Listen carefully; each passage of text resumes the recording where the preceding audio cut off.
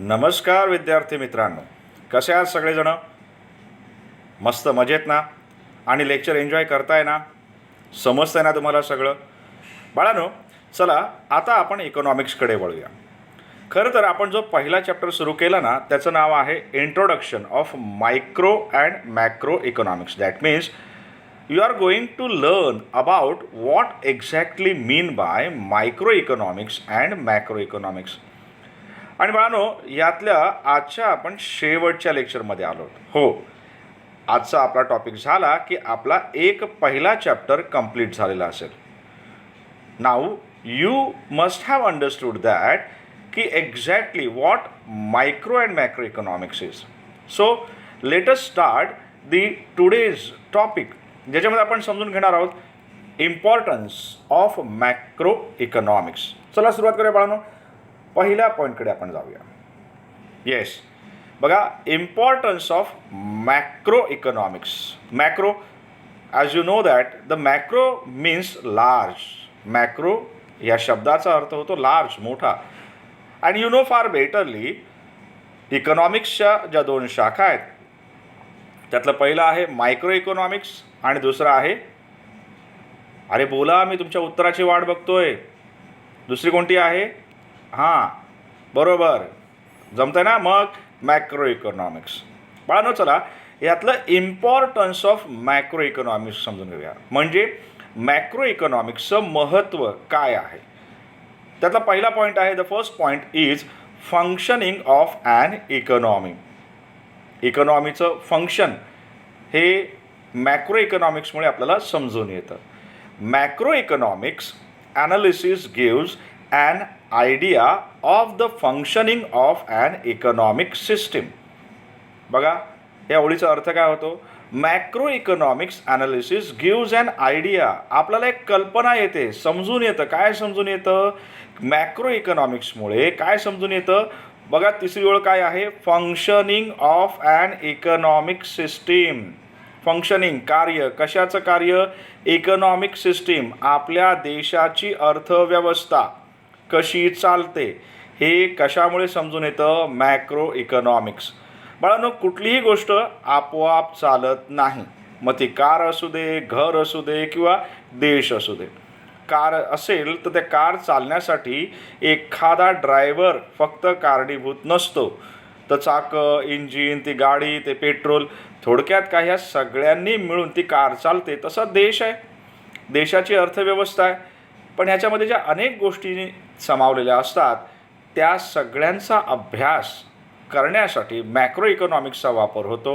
हे याचं महत्त्व आहे. आता पुढची ओळ आपण वाचूया बरं.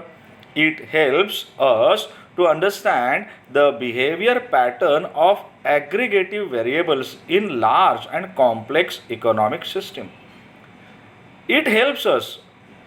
What helps us? Macro economics. Micro economics काय हेल्प करतं? To understand. अंडरस्टँड म्हणजे समजणे, बरोबर. Behaviour pattern of aggregate variables. बरोबर. भरपूर, बघा इथे शब्द पुढचा, in a large and complex economic system. बरोबर. आता कसं असतं ना बाळांनो, पहिल्यांदा मी हे समजावून सांगतो की large and complex economic system म्हणजे काय. तर आपला देश, आपल्या देशाची जी अर्थव्यवस्था आहे, the economic system of India is large and complex economic system. You know that there are so many big countries in the world. India is one of them. हो, आपण कशाबद्दल बोलतोय? भौगोलिक स्वरूपात, की ज्या देशाचं आकारमान मोठं आहे, लोकसंख्या जास्त आहे, अशा देशांपैकी एक आपला देश.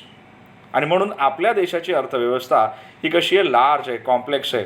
मग या ठिकाणी पॉवर्टी, अनएम्प्लॉयमेंट, त्याचबरोबरीने डिमांड, सप्लाय, या सगळ्या गोष्टींचा अभ्यास हा मोठ्या स्वरूपात केला जातो. आणि मग ह्या सगळ्या अशा लार्ज आणि कॉम्प्लेक्स इकॉनॉमिक सिस्टीम याला समजण्याकरता, त्याचा पॅटर्न समजण्याकरता मॅक्रो इकॉनॉमिक्सचा वापर होतो. समजलं का तुम्हाला मी काय बोललो ते? मान तरी हलवा. मला दिसतंय तुम्ही मानसुद्धा हलवलेलं नाही आहे. Okay, yes. चला पुढच्या मुद्द्याकडे जाऊया आपण. सेकंड पॉईंट आहे economic fluctuations. Macroeconomics helps us to analyze the causes of fluctuation in income, output and employment. And makes an attempt to control them or reduce their severity. पण कसं आहे ना, मॅक्रो इकॉनॉमिक्स काय करतं, help करतं, मदत करतं. मॅक्रो इकॉनॉमिक्स कशाची मदत करतं, ॲनालिसिस द कॉजेस म्हणजे कारण. कशाचं कारण, फ्लक्च्युएशन. आता फ्लक्च्युएशन म्हणजे कळतं का, बरं येतं लक्षात, हां बरं, कमी जास्त होणं. फ्लक्च्युएशन म्हणजे कमी जास्त होणं.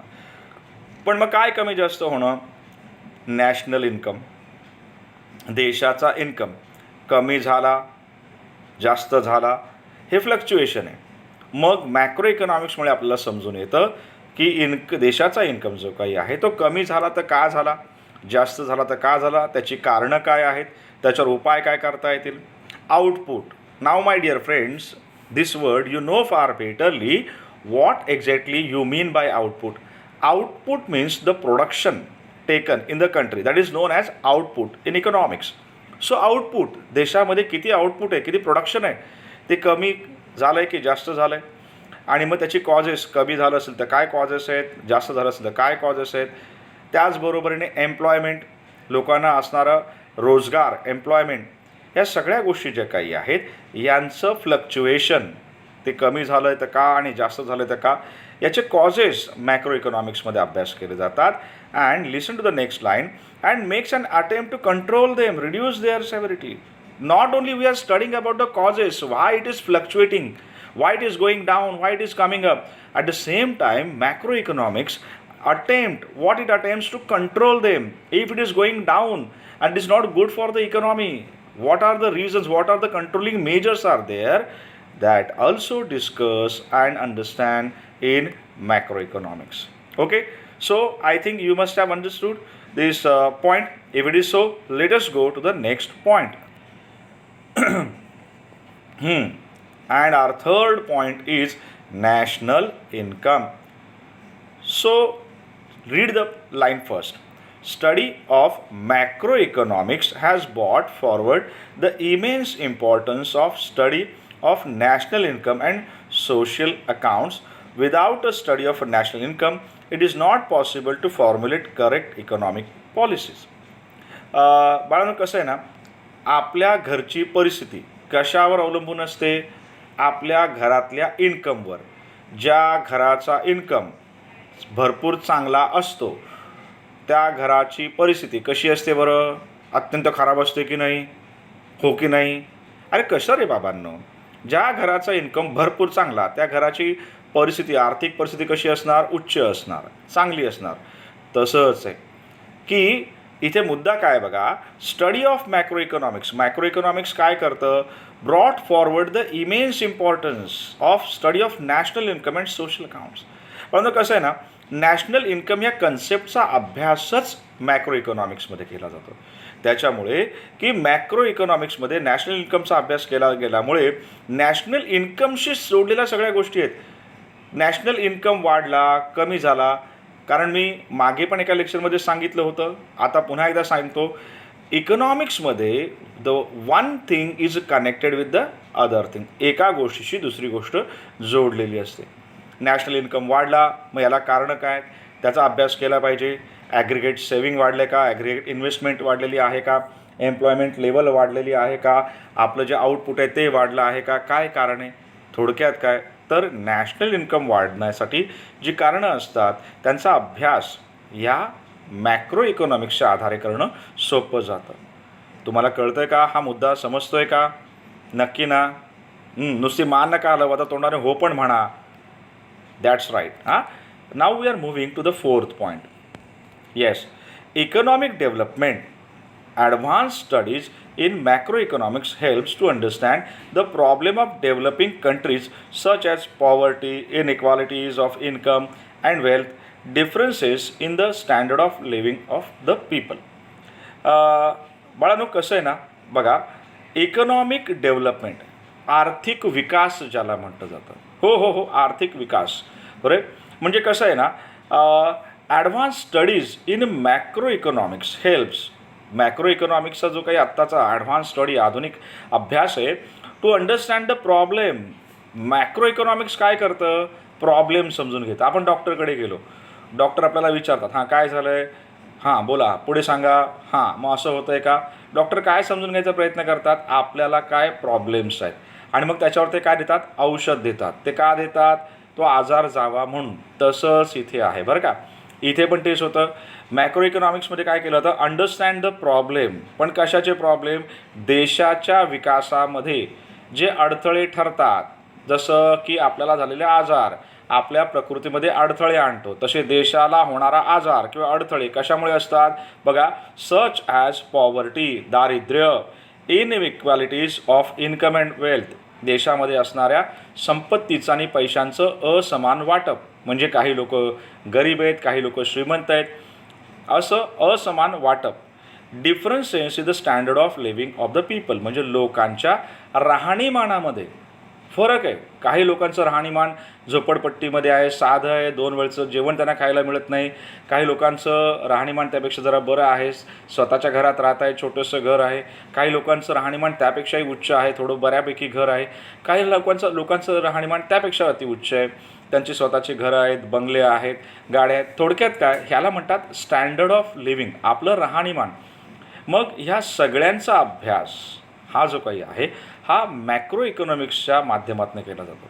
कारण बाळांनो कसं आहे ना, ज्या देशामध्ये पॉवर्टीची लेवल कमी आहे, म्हणजे दारिद्र्याचं प्रमाण कमी आहे, इनइक्वॅलिटी कोणत्या देशात नाही आहे, सगळ्याच देशांमध्ये आहे बाळांनो. प्रत्येक देशामध्ये पैसा आणि संपत्ती, ज्याला म्हणतो ना income and wealth, is not distributed equally. पण पुन्हा एकदा त्याचं प्रमाण, त्याचे टक्के कसे आहेत ते बघणं महत्त्वाचं. अमेरिकासुद्धा आहे की ज्या देशामध्ये सुद्धा इन्कम अँड वेल्थचं इनइक्वॅलिटी आहेत, पण पुन्हा एकदा त्याचं पर्सेंटेज कसं आहे त्याचा फरक पडतो. आणि म्हणून या सगळ्यांचा अभ्यास हा मॅक्रो इकॉनॉमिक्समध्ये केला जातो. बाळांनो, आता आपण पुढच्या मुद्द्याकडे जाऊया. येस, मगाशच्या मुद्द्यामधली एक ओळ राहिली होती, it suggest important step to achieve economical development. Macro economics काय करतं की महत्त्वाच्या स्टेप्स सुचवतं की लोकांचं राहणीमान कसं सुधरेल, आपल्याकडचं दारिद्र्याचं प्रमाण कसं कमी होईल, how will make improvement or development. मला वाटतं चौथा मुद्दा तुम्हाला कळला आहे. Now we are moving the 5th point, performance of an economy. Macro economics helps us to analyse the performance of an economy. Macro economics काय करतं, तर परफॉर्मन्स ऑफ अ इकॉनॉमी समजून घ्यायला मदत करतं. आता परफॉर्मन्स हा शब्द काय तुम्हाला नवीन नाही, तुम्हालाही माहिती आहे. तुमचा दरवर्षीचा परफॉर्मन्स हा आपल्याला एप्रिल महिन्यामध्ये कळतो. एप्रिल म्हटलं की टेन्शन, मार्च एप्रिल, कारण ह्या दरम्यान आपले टक्के कळतात, आणि मग आपले मागच्या वर्षीचे टक्के, या वर्षीचे टक्के, म्हणजे आपला परफॉर्मन्स. तसं देशाचं पण असतं. National income, that is NI. National इन्कमसाठी काय संज्ञा वापरली बघा, that is said NI. Estimate our use to measure the performance of an economy over time by comparing the production of goods and services in one period with that of the other period. कसं होतं ना की 2019 साली आपल्या देशाचा NI, आता NI म्हणजे काय सांगा, येत नाही अहो, येत नाही NI म्हणजे काय, हां, नॅशनल इन्कम, बरोबर, नॅशनल इन्कम म्हणजे NI. मग आपल्या देशाचा NI 2019मध्ये किती होता, तर एवढा होता. 2020मध्ये किती आहे, तो एवढा आहे. मग आपल्याला कळतं परफॉर्मन्स, आपल्या देशाचा परफॉर्मन्स, की आपण पुढे जातो आहे, मागे येतो आहे, हे सगळं कळतं. पण हे कशाच्या माध्यमाने कळतं, काय शिकतो आहे आपण. आणि प्रश्न विचारला तुम्हाला, तोंड काय बघताय, उत्तर द्या. Yes, macro economics. कळलं का. Now we are moving to the next point. Yes, 6th point, study of macroeconomics variables. To understand the working of economy, study of macroeconomic variable are important. Main economic problem are related to the economic variable, such as the behavior of a total income, output, employment and general price level in the economy. बाळांनो, करता हा मुद्दा थोडासा आपण मगाशी नीट समजून घेतला आहे, बरोबर. पण जरा समजून घेऊया की खरं तर आपल्याला चौथ्या ओळीवर लक्ष द्या. Main economic problems are related to the economic variable. आपली जी इकॉनॉमी आहे, इकॉनॉमी म्हणजे देशाची अर्थव्यवस्था. So it depends on economic variables. कोणते कोणते इकॉनॉमिक व्हेरिएबल्स आहेत, total income, total employment, general price level. पण याचा संबंध देशाच्या इकॉनॉमिकल सिस्टीमशी असतो. सो मॅक्रो इकॉनॉमिक्स काय करतं, तर यांचा अभ्यास करतं. कशाचा अभ्यास बघा, study of macro economical variables म्हणजे कोणते, टोटल इन्कम, देशाचा नॅशनल इन्कम किती आहे, काय आहे, कसं आहे, मागच्या वेळेसपेक्षा कसं आहे, आणि मग त्याच्यामागे कारणं काय. आउटपुट, आउटपुट म्हणजे काय, yes production. Employment, general price level. खरं तर जनरल प्राईस लेवल हे सांगून झालेलं आहे तुम्हाला याच्या अगोदरच्या लेक्चरमध्ये, तुम्हाला लक्षात आलं पाहिजे. हो, मग या व्हेरिएबलचा अभ्यास कशामध्ये केला जातो, येस मॅक्रो इकॉनॉमिक्समध्ये. आणि बाळांनो, आता आपण आलो आहे लेक्चरच्या शेवटच्या मुद्द्यामध्ये, 7th, बरोबर आहे, level of employment. Macro economics helps to analysis the general level of employment and output in the economy. Macro economics कशाला मदत करतं, लेवल समजून घ्यायला, पातळी कशाची, तर level of employment and output, देशामध्ये किती लोकांना कामधंदा आहे, रोजगार आहे, आणि त्या लोकांना ज्यांना रोजगार आहे त्यातनं आपण किती प्रोडक्शन घेतो, म्हणजे किती लोक कामधंदा करतात आणि त्यातनं किती प्रोडक्शन होतं, ही लेवल समजून घेण्यासाठी मॅक्रो इकॉनॉमिक्सचा उपयोग होतो. बाळांनो, आता लेक्चरमध्ये थांबायची वेळ आली आहे. पुढच्या लेक्चरला आपण जेव्हा भेटणार तेव्हा इकॉनॉमिक्सचा दुसरा चॅप्टर आपण सुरू करणार. थांबतोय आपण. काळजी घ्या, घरातच राहा, सेफ राहा.